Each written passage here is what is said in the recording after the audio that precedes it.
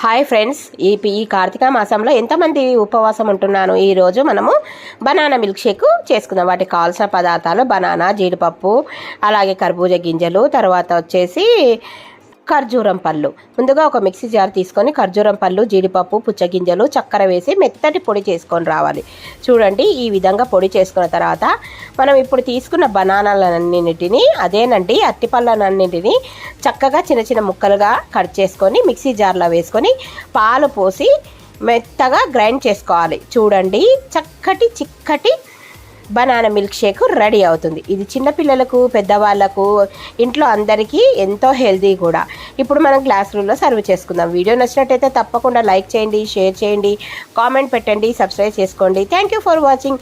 Please subscribe. ఎంతో healthy ఉపవాసాల special banana milk shake. Bye. Please subscribe.